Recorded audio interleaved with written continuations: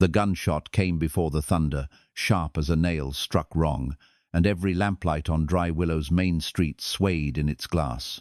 Rowan Thatch didn't reach for his Colt. He reached for his breath, slow, steady, like he'd been taught before the war taught him other things. The storm's first drops tapped his hat brim.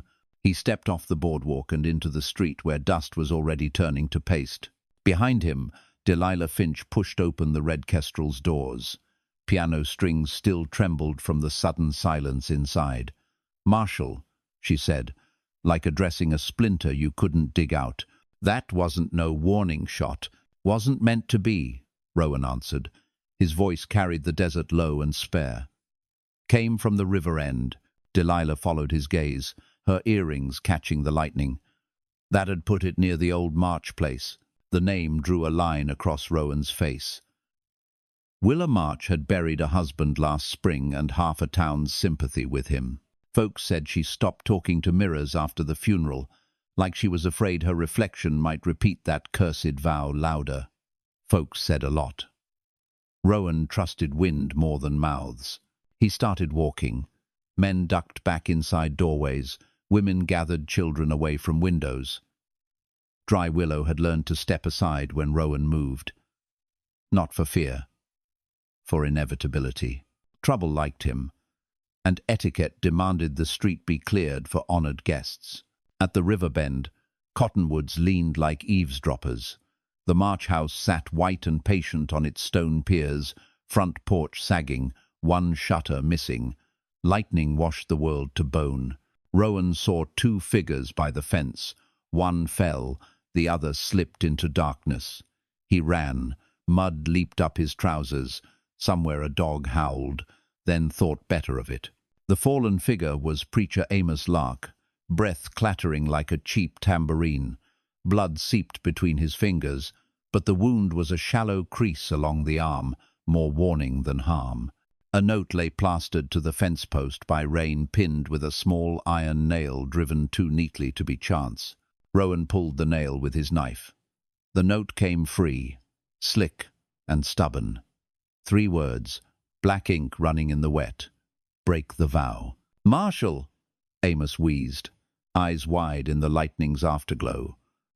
"I came to pray. She asked me," said the house had a whisper. "Where's Willa?" Rowan scanned the porch, the windows. No movement, no candle bloom. "In there." The preacher craned his neck. "But it ain't just wind speaking in that wood tonight." Rowan slipped the note into his vest. "Go to Delilah. She'll bind that arm and your mouth if I ask." "Binding the arm, sure." Amos's mouth twitched. "The other?" "God's still working on that." Rowan left him in the rain. The porch boards moaned under his weight. He knocked once, twice.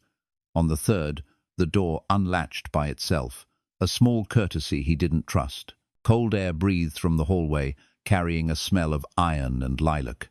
The house had been built by Willa's husband, Levi March, who believed strong beams and good vows held the world together. One failed. The other might be failing now. "Willa," Rowan said. "It's Rowan." Silence. Then the soft scrape of a chair leg. Willa March stepped into the hall with a kerosene lamp in her hand and a locket at her throat catching the flame. She was pale in a way the storm could not explain, eyes rimmed in a sleepless red. "You heard it too," she said. Not a question. "I heard a shot," Rowan replied. "Found a note. Found Amos with a line of red that'll make him dramatic for a week." Willa lifted the lamp. Its circle flinched across wallpaper bouquets. "I asked him to pray because this house talks after midnight. Not floor creaks. Words. A man's voice that says I owe. I tell it I paid enough." "What vow did you make?" Rowan asked. Her jaw tightened. "The one every bride makes. But Levi and I spoke it under a sky that split with dry lightning, and folks say that anchors words to bad weather. He promised, 'By death or storm, I am yours.' I promised the same.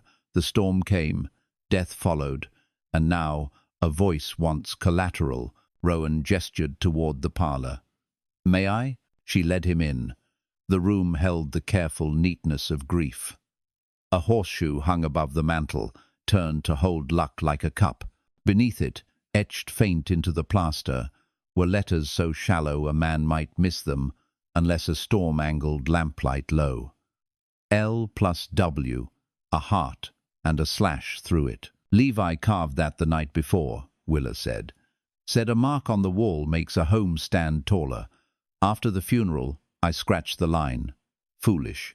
It only split the heart. Rowan crouched, running a knuckle near the cut. No dust gathered there, like the house refused to let time settle. He stood. Someone else is playing theatre. A shot in your yard. A preacher nicked so every mouth sings. A note nailed like scripture. Who's been sniffing around? Her silence pulsed. Then, Jasper Crowe. He wears a smile that doesn't change when you give it bad news. Says he can untie heaven's knots for a price. He came 3 nights running, stood at the fence, and told me my vow clung to me like wet clothes. Said if I'd say the words he gave me, it would fall away. What words? She swallowed. I didn't take them, but I remember the sound. Like he was reading from a ledger where wrong debts are written right. Rowan's hand slid to the note in his vest, the ink bleeding into the fabric. Break the vow, he said aloud. A command, not advice. A floorboard answered from the hallway. Not the house. A wait. Rowan killed the lamp with a thumb and breath. Darkness rushed in. Stormlight flashed the parlor with a negative of itself. He moved to the doorway, shoulder against the jamb, Colt half-drawn, held low.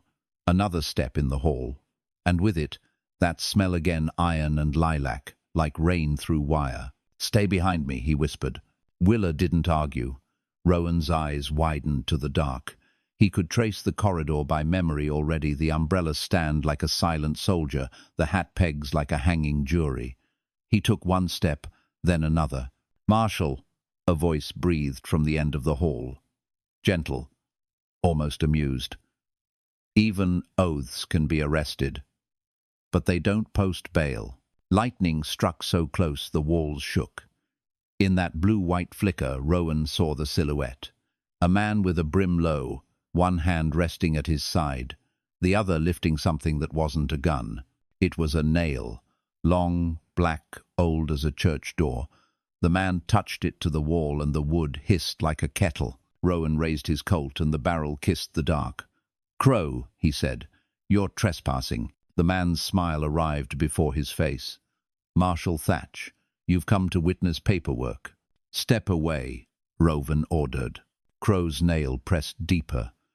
The house answered with a tiny sigh, as if relieved and afraid in the same breath. Or what? Crowe asked softly.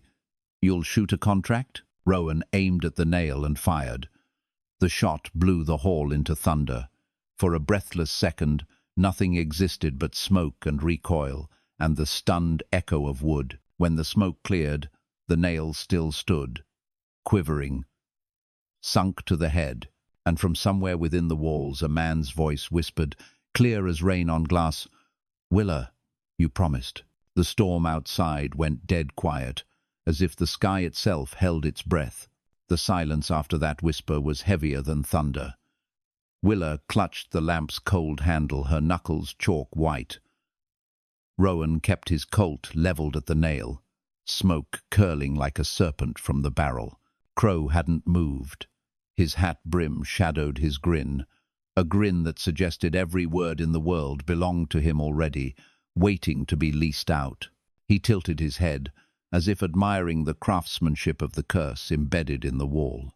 You can shoot at wood all night, Crowe murmured. But vows don't die with splinters. They linger. They demand. His voice stretched long, unhurried, like molasses sliding down a tin cup.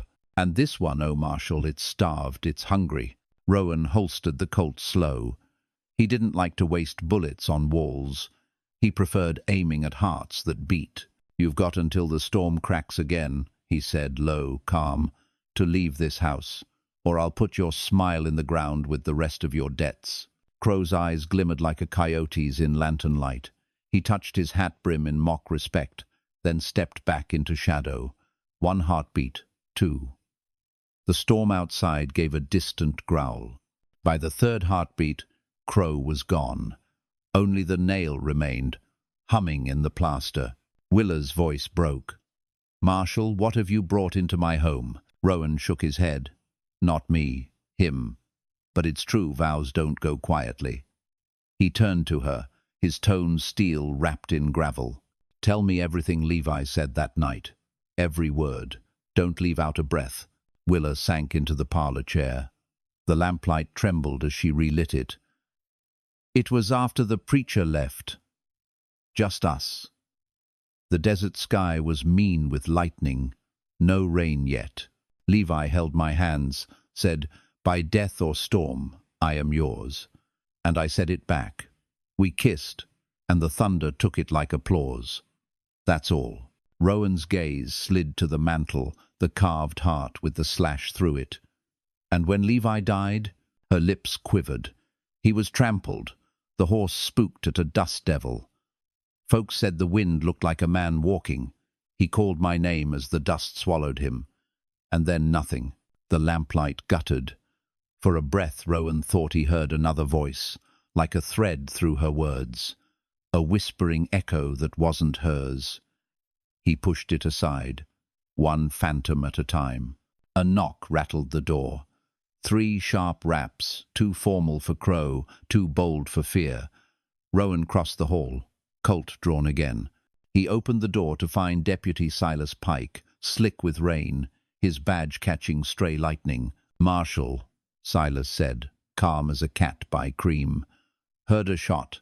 Thought I'd best see whose funeral it was for." "No funeral," Rowan muttered. "Not yet." He nodded at the deputy's side. "Where's your rifle?" Silas's smile was thin. "Dry at the jail. A man oughtn't drag steel through every storm, Marshal. Folks get nervous." Rowan stepped aside, letting him in, though his gut itched with unease. Silas wiped his boots, deliberate, scanning the room with eyes that missed nothing. His gaze lingered on Willa, longer than courtesy allowed. She shifted in her chair, clutching the locket at her throat. "You're pale, Mrs. March," Silas said. "Storm frighten you?" "It's not the storm," she whispered. Rowan cut in, voice sharp. "Deputy, you're here to report or to gawk?" Silas spread his hands. "Just a watchful neighbor. But if Crowe's been sniffing round, best you mind him. That man don't just trade in lies, he makes them true." "Then you know him," Rowan said flatly. "Know of him," Silas corrected, "like one knows of snakes. You don't have to see the fangs to feel the bite." Lightning struck again, close enough to shiver the glass panes. For a moment, all 3 froze. Then came a sound metal scraping wood. They turned as one toward the mantel. The nail Crowe had driven was gone. In its place, the carved heart pulsed faintly, like breath under skin. The slash Willa had carved years ago seemed to heal itself, the line shrinking, closing, until the heart was whole again. Willa gasped, nearly dropping her lamp. Silas swore under his breath. Rowan stepped closer, every muscle locked. He reached out, stopped an inch shy. The wood was warm, as if it held a living fever. The parlor filled with a voice. Not thunder, not wind. Levi March's voice. Gentle, certain. "Willa, you promised." The lamp flickered low. Shadows stretched like gallows ropes. Willa crumpled to her knees, sobbing. Silas stepped back, his calm cracking at last. Rowan stood his ground, jaw tight, eyes fixed on the heart that now glowed faintly. "Crowe didn't bring this," he muttered. "This was already here." The storm outside roared alive again. A window burst inward, spraying glass and rain across the floor. Wind howled through the house, carrying dust that smelled of graves. Rowan lifted his Colt once more, but this time he wasn't aiming at Crowe or Silas or even the storm. He was aiming at the past, clawing its way back through a widow's vow. And in the wind, laughter rode Crowe's laughter, fading, but certain as law. The night had teeth.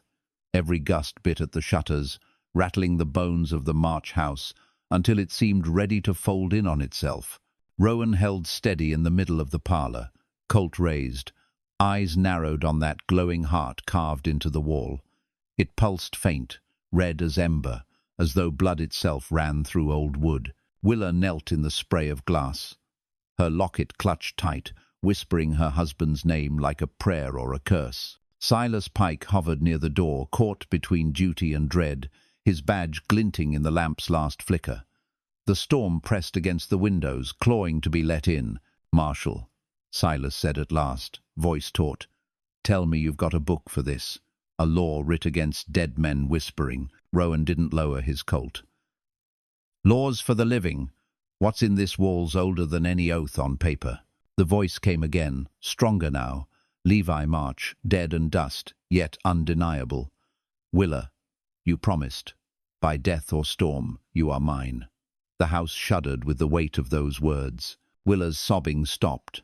Her eyes widened, not with fear, but with recognition, as though part of her longed to answer. "Don't you say it," Rowan snapped, stepping between her and the wall. His presence was iron, his shadow drawn long by the trembling lamp. "Not a word, Willa. That vow's a noose, and Crowe's tightening it." She looked up at him, trembling. "You don't understand, Marshal. When I hear his voice, it feels like he's right there, reaching for me. If I could just reach back." Rowan's tone cut sharp. "That's what he wants. That's how you drown, talking to water like it's a friend." Silas cleared his throat. "Maybe Crowe ain't all snake oil. Maybe he's stirred something that was already restless. Maybe you can't shoot this one away, Rowan." The Marshal turned, cold fire in his eyes. "Then I'll stare it, outlast it, outfight it." He leaned close to Silas. "What I won't do is let a widow bargain with a coffin." Lightning tore the sky, and for an instant the heart flared bright, painting the room with a bloody glow. From the open window, a figure stood framed against the storm. Jasper Crowe, black coat whipping in the wind, hat low, smile unbothered. He hadn't run, he'd circled back, like a wolf sure of his prey. "Marshal Thatch," he drawled, raising his arms wide as though greeting a congregation. "Fine house for a sermon, don't you think? A vow here, a vow there, all nailed tight until somebody pulls the right one loose." Rowan swung his Colt toward the window, but Crowe only laughed. The storm swelled behind him, dust and rain twisting into a shape almost human. It leaned over his shoulder like a partner in sin. "You shoot me, Marshal, and I go easy," Crowe taunted. "But that vow won't break. And Willa, poor sweet Willa, she'll be chained until she repeats it. Unless, of course, she speaks the words I offer." "You trade in shackles," Rowan growled.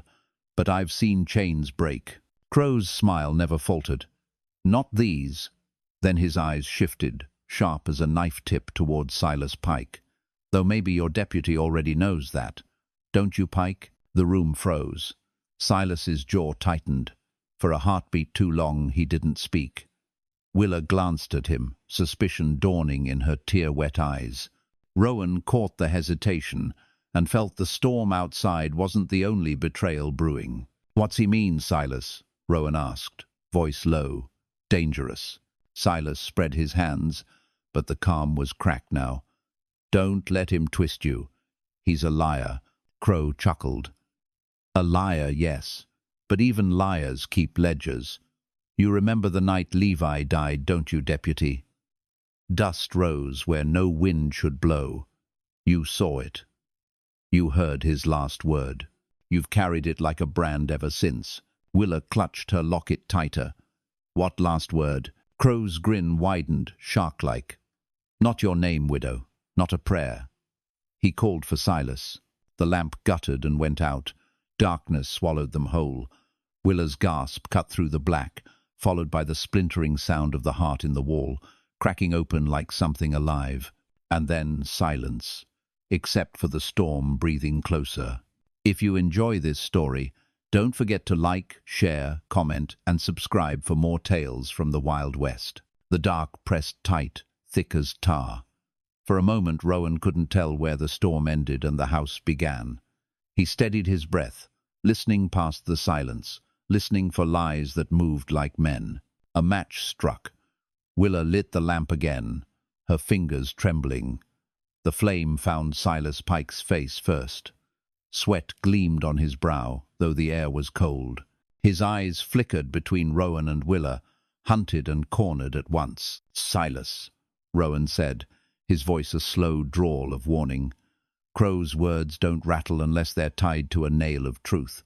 So I'll ask plain, what did Levi say with his last breath?" Silas swallowed hard. Adam's apple jumping. "Marshal, I tried to save him. Horse bolted, dust rose. He was half trampled before I reached him." His voice shook. "And yes," he said my name, but not how Crowe spun it.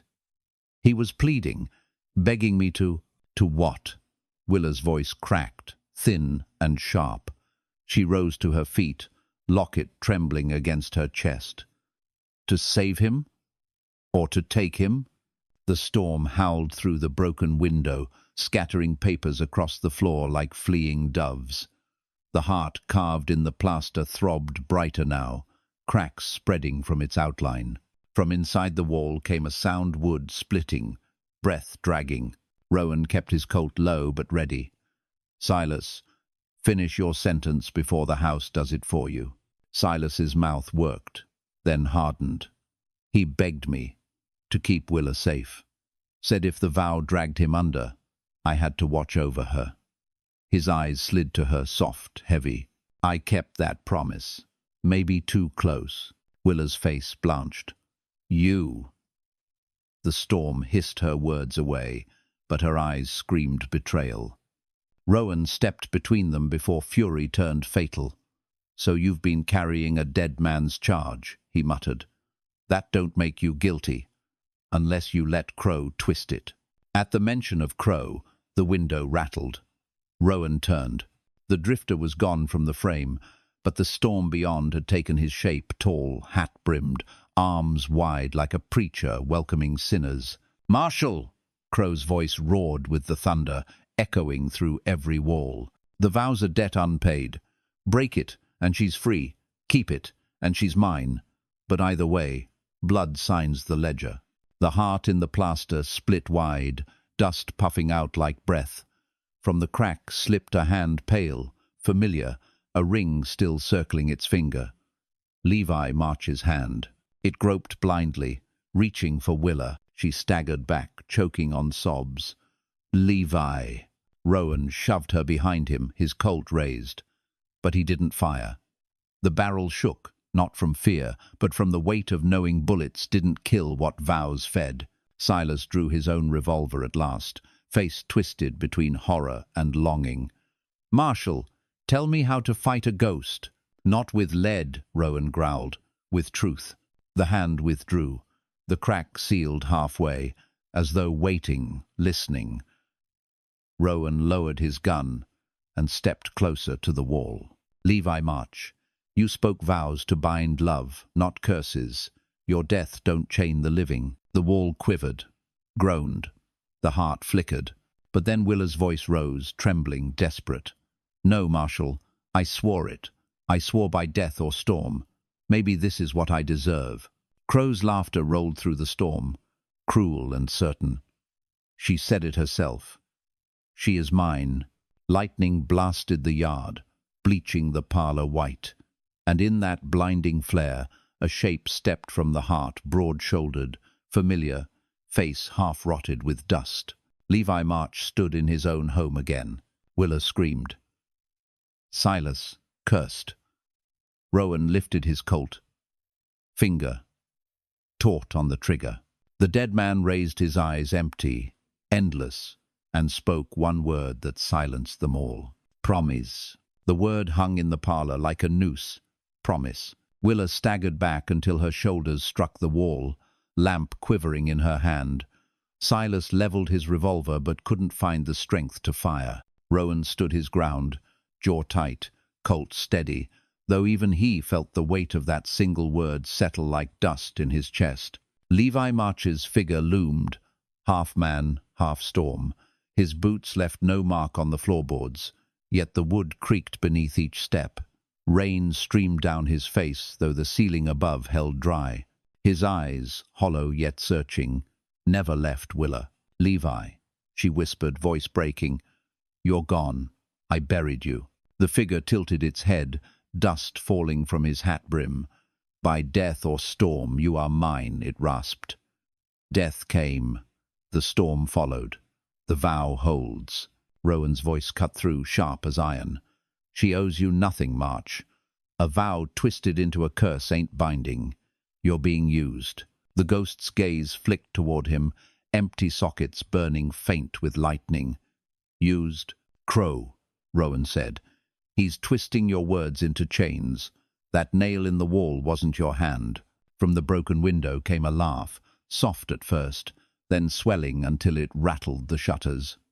Jasper Crowe's silhouette blurred with the storm outside, his coat whipping like a flag of conquest. "Marshal Thatch," he called, voice smooth as whiskey poured slow. "You think you're saving a widow. Truth is, you're stealing from the dead. A vow spoken under lightning is stronger than any bullet, stronger than any prayer. And he tapped his chest, I'm just the clerk cashing the debt." Willa trembled, torn between terror and longing. "Levi, if it's really you, if you need me, tell me what to do." Rowan stepped closer to her, his voice low, urgent. "Don't give him more words, Willa. Silence is stronger than chains. You answer, you bind yourself twice." But Levi's hand lifted, trembling, fingers curled like they remembered holding hers. The ring gleamed with impossible clarity. "Promise," he repeated, softer this time, almost pleading. Silas Pike's patience snapped. "Enough!" he shouted, firing a shot into the ghost's chest. The bullet passed clean through, shattering the mantel clock behind. The ghost didn't flinch. Crowe's laughter thundered. "See? Lawman with lead, widows with tears, none of it matters. The vow is alive. It grows hungrier the longer you starve it." The heart carved into the wall pulsed again, cracks spidering wider. The house groaned, rafters bending. Rowan felt the floor tilt, as though the house itself leaned toward surrender. He holstered his Colt, surprising even Silas. "This ain't a fight for bullets," he said. His eyes burned with a steadiness that cut through the storm. "It's a fight for who holds the truth." He turned to Willa, gripping her shoulders. "Do you love him still, Willa March? Answer plain. Not the vow, not the curse. Your heart." Her lips trembled. Her eyes, wide with grief and memory, searched the hollow man before her. I don't know," she whispered. "Part of me never stopped. Part of me wishes he'd stayed buried." The ghost shuddered, as if her words struck harder than lead. Rowan held firm. "Then say it, to him, not as a promise, as the truth." Willa's breath hitched. She closed her eyes, tears streaking. "Levi, I loved you. I still do. But you're gone. You can't have me anymore." The heart flared bright, then dimmed. The ghost staggered back, dust unraveling from its frame. For the first time, its voice faltered. "Willa!" Crowe's shout cut in, furious now. "No! You don't dismiss the dead with half-love. Speak the vow, widow, or he's mine forever." The storm roared like a wounded beast. Crowe raised both hands, and the dust in the yard rose into a towering column, shaped like a gallows stretching toward the house. Rowan drew his Colt again, eyes narrowing. Crowe's losing patience. Silas cocked his revolver. "So what do we do?" Rowan's voice was cold as steel. "We hold the line. And we make the dead choose for themselves." Outside, lightning split the gallows in two. Inside, the ghost of Levi March reached once more for Willa, his hand trembling between devotion and damnation. And the widow, torn to her marrow, took a single step forward. The storm clawed at the house, furious, as though the sky itself demanded an answer. Willa's step forward set the floorboards groaning, each creak like a drumbeat in a funeral march. Rowan's hand twitched on his Colt, but he held back, knowing bullets had no say in vows spoken beneath lightning. Levi March's ghost stood before her, dust unraveling from his hat brim, his hollow eyes fixed on hers. His voice came softer now, almost human. "By death or storm, you are mine." Willa's tears glistened in the lamplight. "Levi, I gave those words, but they were meant for love, not chains. If you love me, let me go." The ghost shuddered, like a rope fraying under strain. Its hand reached, faltered, then dropped. The cracks in the wall's carved heart widened, bleeding dust. From the broken window, Crowe's voice thundered, bitter as gunpowder. "She cannot break it, Marshal. She can only bend. And bent vows splinter worse than broken bones." Rowan stepped forward, his voice iron. "Crowe, you twist oaths like cards in a gambler's hand. But there's truth you can't counterfeit. No vow lives without two hearts. One's gone, the other's walking away." Crowe's shape in the storm wavered, his grin tightening. "Then I'll take the lawman's word instead. You swear by steel and justice, don't you, Thatch? Swear now, and bind yourself in her place." The storm recoiled, waiting. The parlour went still as a courtroom. Even Silas Pike held his breath, revolver forgotten at his side. Rowan's jaw worked. He'd sworn oaths before on battlefields, in courtrooms, in lonely moments where silence was his only witness. But he'd learned oaths weren't iron unless you believed them, and belief was a chain worse than any cell. He holstered his Colt. "I don't swear to devils. I deal in law, not curses. You want me bound, Crowe? You'll have to drag me under yourself." The storm hissed like boiling water. Crowe's shadow stretched long, swallowing the window frame. "So be it, Marshal. If the widow won't keep her vow, and you won't make one, the debt falls on the deputy who tried to steal her heart." All eyes turned to Silas Pike. His face went pale, lips dry as sand. What? What debt? I never swore nothing." Crowe's laughter rolled, cruel. "Oh, but you did. When Levi died, you promised to protect her. Promises spoken at graves bind deeper than rings. That's your noose, deputy." Willa's breath caught. Silas's revolver slipped from his hand, clattering on the floorboards. "Marshal, I didn't mean—" The ghost of Levi March turned then, slowly, towards Silas. Its eyes flared with stormlight, and its mouth opened, not in words, but in a howl like wind through a coffin's seams. Silas backed away, trembling. "Rowan, help me." But Rowan didn't move. His voice came low, steady as stone. "A man owns the words he speaks, Pike. You made a vow. Now you'd better decide whether you'll stand by it, or let it bury you." The house shook. Dust rained from the rafters. The carved heart split wide, glowing like a furnace. From its hollow came a rush of wind so fierce it pulled Silas toward it, dragging him across the parlour. He clawed at the floor, eyes wild. "Marshal!" he screamed. Rowan locked eyes with him, hard and unyielding. "Choose, Silas. Keep your word or break it clean." And as Silas was dragged toward the glowing heart, his voice cracked the storm. "I swear I'll protect her." The vow rang like iron, struck true. The storm roared, the ghost reeled back, and Willa collapsed into Rowan's arms as the parlour filled with blinding light. If you enjoy this story, don't forget to like, share, comment, and subscribe for more tales from the Wild West. The blinding light cracked apart, spilling shadows across the parlour like spilled ink. When Rowan's sight steadied, Silas Pike lay sprawled on the floorboards, chest heaving, his badge glinting as if it bore the weight of his vow. The carved heart in the wall smouldered faintly, edges glowing like cooled iron. For the first time since the storm began, the air inside the house felt still heavy, but still. Willa clutched her locket, eyes fixed on Silas. "You swore." Again. Her voice trembled, unsure if it was gratitude or dread. Silas pushed himself up, face pale. "I had no choice. It was dragging me under." His eyes flicked to Rowan, desperate. "You heard me, Marshal. I said the words. That should mean she's safe. Rowan's jaw tightened. Or it means you've just tied yourself to her fate. Before Silas could reply, the storm outside shifted. The wind no longer howled. Aimless, it beat steady, like a drum calling men to battle.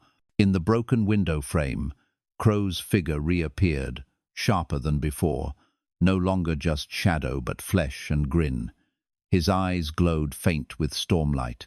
Well, well, Crowe purred, stepping through the shattered glass without a cut. His boots left wet prints on the parlor floor. The deputy finally speaks his heart. You think that saves her? No, boys. That feeds the fire. 2 vows now, twined together, both ripe for the taking. Rowan raised his Colt. Cold steel steady. Crowe, you've had your sermon. Time to leave the pulpit. Crowe's grin deepened. And miss the finale? No, Marshal. This house is mine until the last vow cracks. He snapped his fingers. The carved heart flared bright again, and from the wall came a low groan. Levi March's ghost stepped forward once more, but different now, twisted, darker. His eyes were no longer hollow. They burned with the reflection of Crowe's grin. His voice rasped. Willa, you promised, and now he has too. His hand rose, not for her this time, but for Silas. Silas stumbled back, terror etched deep. Marshal, it's got me! Rowan positioned himself between them, Colt aimed straight at Crowe. It ain't Levi anymore. That's your puppet. Crowe chuckled. Names don't matter. Vows do. And now Levi's vow and Silas's vow are bound like rope. Pull one, the other tightens. Willa's sob tore through the storm. Stop it, please. You're twisting their love, their loyalty. Twisting? Crowe leaned closer, his shadow spilling across her like ink. No, widow. I'm harvesting. The seed was planted the night you whispered under lightning. I just tend the crop. Rowan's finger tightened on the trigger. Then I'll cut the harvest short. He fired. The shot echoed through the house, smoke curling in the parlor. But the bullet never touched Crowe. It froze in the air, hung like a fly in amber, then fell harmlessly to the floor. Crowe's laugh rolled, deep and mocking. Marshal, I told you. You can't shoot a ledger. The storm surged again, rattling the house to its bones. Levi's ghost lunged toward Silas, its hand reaching for his throat. Rowan braced to pull Silas free, but Willa stepped forward, her lamp raised high. Levi, she cried, her voice breaking like glass. If any piece of you is left, hear me. I release you. By my love, by my loss, I free you. You don't owe me, and I don't owe you. Go. The ghost halted. Its form flickered, as though torn between Crowe's grip and Willa's words. For the first time, its eyes softened, just faintly, as though remembering who it once was. Crowe snarled, losing his preacher's calm. No, her words can't cut deeper than vows. But the house disagreed. The carved heart split wider, a roar of wind blasting through the parlor.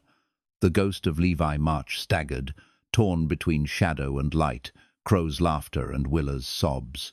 And as Rowan dragged Silas back, the widow faced the storm, tears streaking her cheeks, her lamp raised like a weapon. Levi March, she whispered, voice steady now.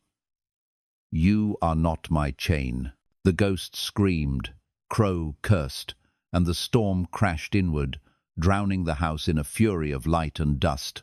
The blast shook the March house to its bones. Dust poured from the rafters, glass rattled loose, and the heart carved in the wall finally shattered into splinters. For a heartbeat, there was silence. Then the storm exhaled all at once, a deafening gust that blew out Willa's lamp and flung the shutters wide.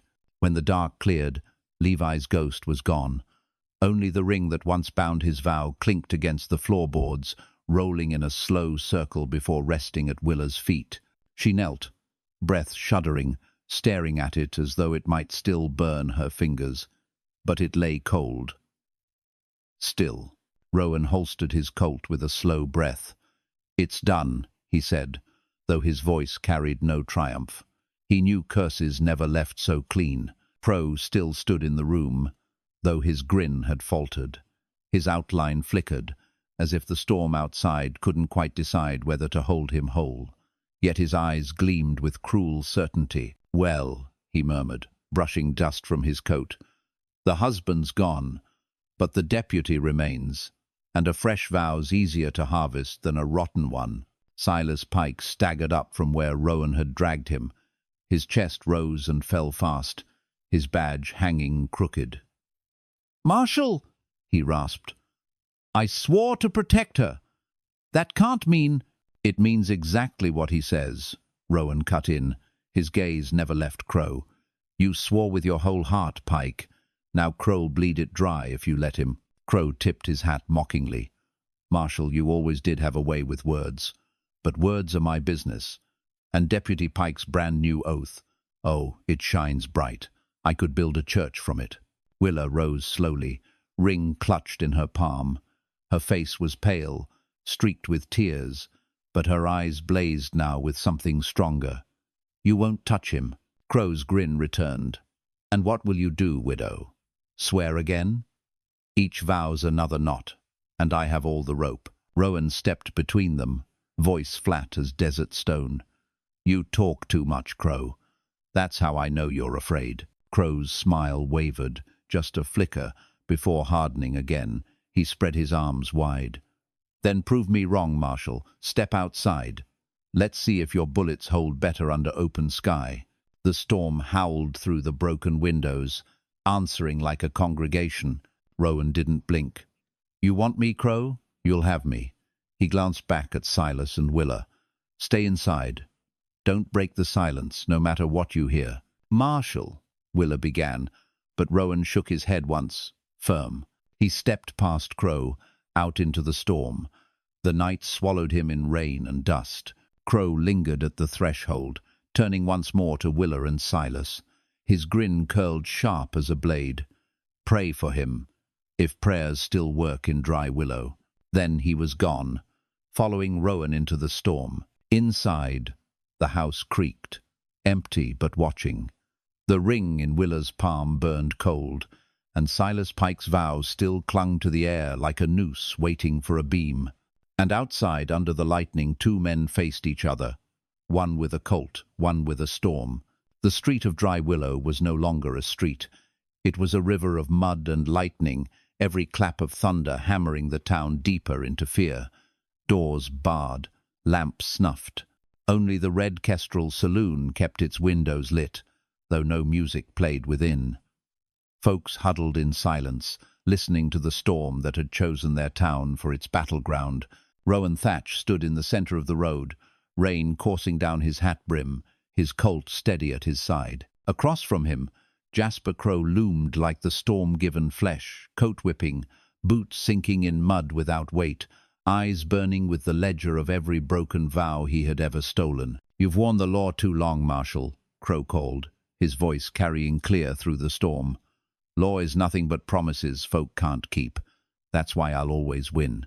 Rowan's reply came slow, deep, carved in stone. "Law ain't about promises, Crowe. It's about choices, and I'm here to make mine." Crowe tilted his head, amused. "Choice?" He raised a hand. The wind shrieked, swirling into a funnel that snapped fence posts like kindling. "You think you've got a choice when every word you've ever sworn is chained around your neck." The Marshal stepped forward, boots sucking free from the mud.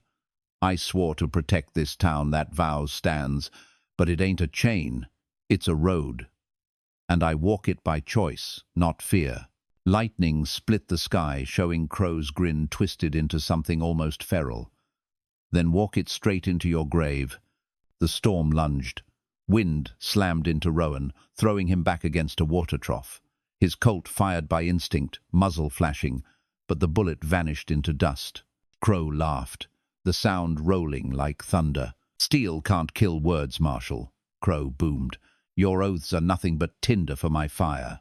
Rowan pulled himself up, breath ragged, mud streaking his coat.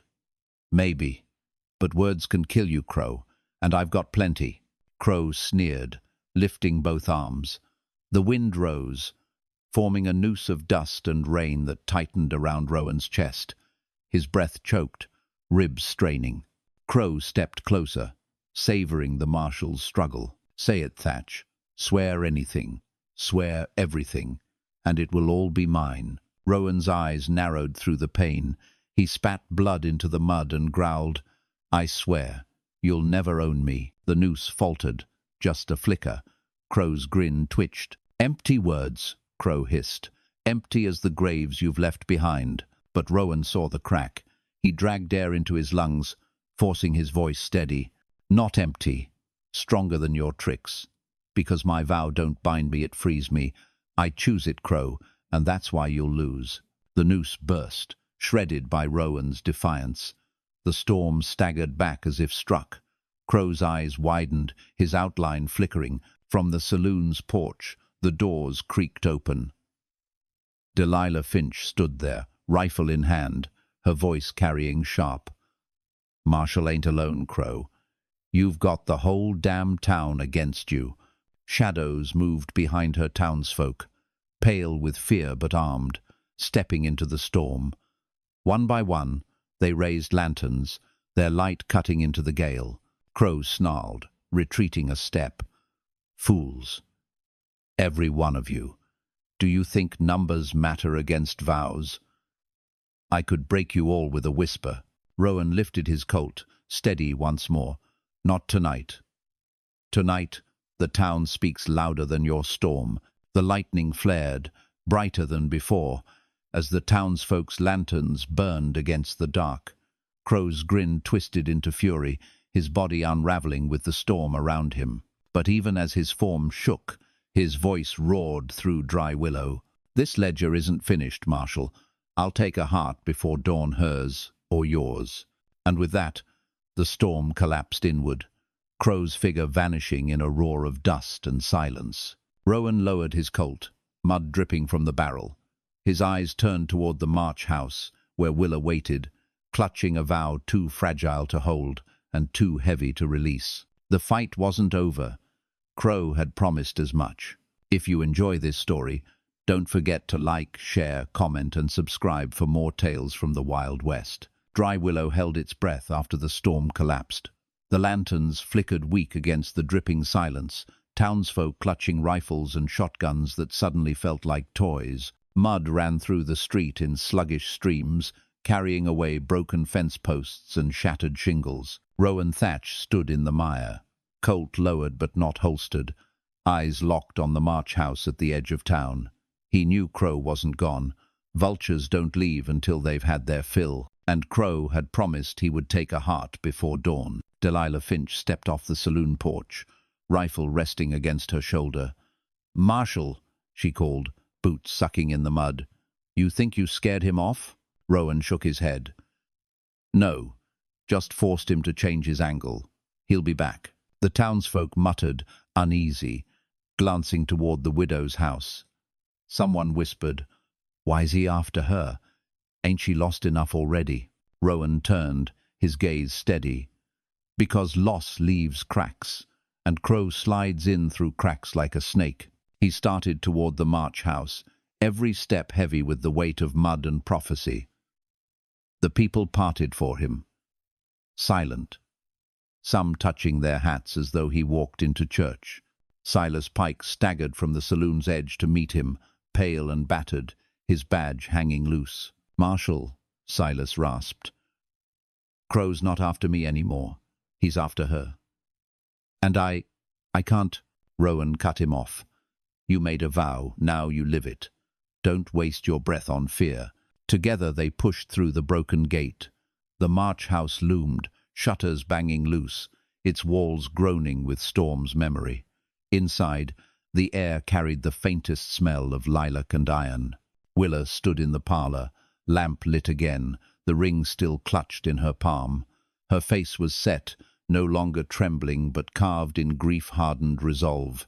"You fought him," she said quietly, eyes on Rowan. "But he's not finished, is he?" "No," Rowan admitted. "He'll come for you before dawn. Or me, or Silas. But he'll come." Silas stepped forward, jaw clenched. Then let him take me, better me than her. Willa turned sharply, pain flashing in her eyes. Don't you dare. Levi wanted you to protect me, not trade your life like coin. Before Rowan could speak, the lamp flickered. The air thickened, heavy as a church before a funeral. A voice slithered through the walls, low and triumphant. One heart, Marshal. One. That's all I need. Crowe's shadow spread across the parlour wall, tall as a gallows. His form bled from the corners, half man, half storm, eyes glowing like coals in ash. Willa clutched the ring tighter, defiant. You can't have mine. Crowe's grin widened. Then I'll take his. He pointed a shadowed hand toward Rowan. The Marshal's Colt snapped up, barrel steady. Come and try. Crowe stepped closer, the floorboards warping beneath his boots, though he never touched them. Oh, Thatch, I don't need to touch you. Every oath you've ever spoken, the men you swore to save and couldn't, the justice you swore to uphold and failed, that's all I need. One broken word, and your heart is mine. Rowan's grip tightened. Memories flickered, faces lost in smoke, promises left behind in graves. His throat clenched, but his stance never wavered. Maybe I broke words, he said, voice like gravel dragged slow. But I never broke faith, not once, and that's what you'll never own. Crowe's eyes flared, stormlight spilling across the room. The carved heart on the wall flamed alive again, brighter, cracks splitting outward. The house groaned, beams sagging as though crushed by the weight of every vow spoken within. Willa raised the ring high. Levi's vow is finished. I release it. Crowe, you have nothing left to take here. Crowe snarled, shadows twisting like ropes. Then I'll carve a new vow into your bones. The walls shook, the floor split. A wind roared through the parlour, dragging at them all. Silas grabbed Willa, shielding her. Rowan braced himself. Colt raised against the storm, and from the heart's blazing crack, a voice emerged, not Crowe's, not Levi's, something older. The house itself. A vow spoken here is never forgotten. Crowe's grin turned wild. Yes. And now, Marshal, speak yours or lose everything. The storm surged inward, pulling Rowan toward the glowing heart. The parlour buckled like a ship in a storm, every beam groaning, plaster snowing from the ceiling. Rowan dug his boots into the warped floorboards, Colt in hand, body dragged toward the blazing crack in the wall where the carved heart once beat. Crowe stood tall at its centre, coat flailing in the wind, his grin sharpened by the stormlight. "Speak it, Marshal!" he roared. "One vow and the house takes your heart. Refuse, and it swallows you whole." Willa clung to Silas near the hearth, her hair whipped loose, her locket flashing like a signal in the storm. She screamed over the wind, "Rowan, don't give him your words. That's all he feeds on." Crowe laughed, thunder in his throat. "Everyone feeds on words, widow. Love, faith, law, they're all carved from oaths, and oaths are mine to keep." Rowan raised his Colt, arm shaking in the gale. "You think law is words, Crowe? Law's choice, and I've made mine." He fired. The bullet cracked into the glowing heart, not Crowe. For a heartbeat the storm froze, light flaring white. The house's voice boomed again, ancient, resonant. "A vow spoken here is never forgotten, but a vow broken here is never forgiven." The floor split open, revealing black beneath an abyss of storm and memory.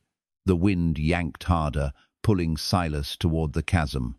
He clawed at the floor, boots scraping, eyes wild. "Marshal!" he shouted. "Help me!" Rowan reached, catching Silas by the wrist, muscles straining. "Hold, Pike!" Crowe spread his arms wide, laughing louder. "Yes.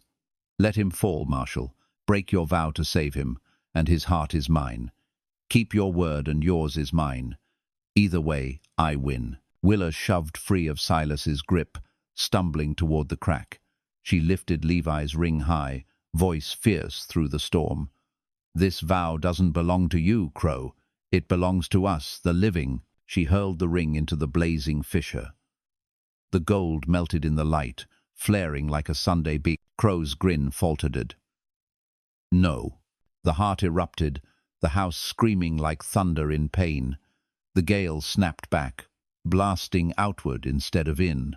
Crowe staggered, his form unraveling in the recoil, storm peeling from him in strips of shadow. Rowan yanked Silas clear, both crashing against the wall. Willa shielded her face as the parlour filled with dust and light. Crowe's body twisted, half shadow, half man. His voice cracked, no longer smooth but raw with rage. You think you've beaten me? Vows are endless. If not hers, if not his, then yours, Thatch. You swore to protect this town, and that oath will damn you yet. Lightning cleaved the roof, spilling fire into the rafters. The storm roared its last, and Crowe's form tore apart, scattered into dust and sparks that fled into the night. Silence followed, broken only by the groan of the house and the hiss of rain through the broken roof. Rowan lowered his Colt at last, chest heaving. Willa dropped to her knees, sobbing not with fear but release. Silas slumped against the wall, trembling, clutching the badge that had nearly been his noose. Rowan's eyes swept the ruined parlour. The carved heart was gone, scorched to nothing but blackened wood. But Crowe's words lingered in the silence, like a seed left behind. You swore to protect this town, and that oath will damn you yet. Rowan holstered his Colt, eyes hard. He knew the storm hadn't ended. It had only chosen another horizon. The rain tapered to a steady drizzle by dawn, washing the blood and dust from Dry Willow's streets. Smoke curled from the March house roof where lightning had split the beams, but the fire had died, leaving only char and silence. Inside, the parlour was wreckage, splintered furniture, broken glass, and the black scar where the carved heart had burned itself out. Yet, amidst the ruin, 3 souls remained. Willa March sat in the corner, her locket gone, her hands clasped empty but steady. Tears had dried on her cheeks, leaving her face drawn but resolute. Beside her, Silas Pike leaned on a broken chair leg for balance, his badge hanging by a thread, eyes haunted by the vow that had nearly dragged him under. Rowan Thatch stood at the shattered window, watching the sun bleed pale over the horizon. His hat dripped rainwater, his Colt rested heavy at his side, and his scarred knuckles tapped slow against the sill. "Crowe's gone," Silas muttered, though the words sounded hollow. Rowan shook his head. "No, he's scattered. But not gone. Vows don't be easy." Willa's voice, quiet but clear, filled the silence. "Levi's gone now. For good. I felt it. When I threw the ring, I let him go." She closed her eyes, steadying herself. But Crowe's right about one thing: vows don't just vanish. They live as long as we do. Rowan turned, studying her. She looked smaller in the wreckage, yet stronger somehow. Her grief honed into steel. "You're free," he said softly. "No," she corrected, lifting her gaze to meet his. "I'm choosing to be free. There's a difference." The words settled deep in Rowan's chest, stirring something old and familiar. Choice. That was all a lawman really had in the end: choose where to stand, and take the weight that came with it. Silas pushed himself upright, his voice strained. "Marshal, what now? Folks will want answers. They'll want Crowe's ghost nailed down or buried or something." Rowan's eyes drifted back to the horizon. The drizzle painted the desert silver, and far out, the clouds still curled like a snake not yet done with its prey. "Crowe's ledger isn't balanced," Rowan said. "He'll come again. Maybe not here, maybe not soon, but he'll come, and when he does, we'll be ready." Silas swallowed, nodding, though fear lingered in his eyes. Willa rose, stepping toward Rowan. She touched the blackened wall where the heart had once burned. "This house kept my vow too long. Maybe it's time I leave it behind." Rowan looked at her, then at Silas, then at the ruin around them. "Houses fall, people stand. That's what matters." The 3 of them stood in silence as the sun broke over Dry Willow, painting the town in gold and ash. The storm had passed, but its shadow lingered, a reminder carved into every heart. Rowan adjusted his hat, his voice quiet, almost to himself. "A vow can bind you, or it can free you. Depends which one you choose. And with that, he stepped out into the dawn, boots sinking in the wet earth, carrying the weight of law, choice, and the storm still waiting on the horizon. If you enjoy this story, don't forget to like, share, comment, and subscribe for more tales from the Wild West.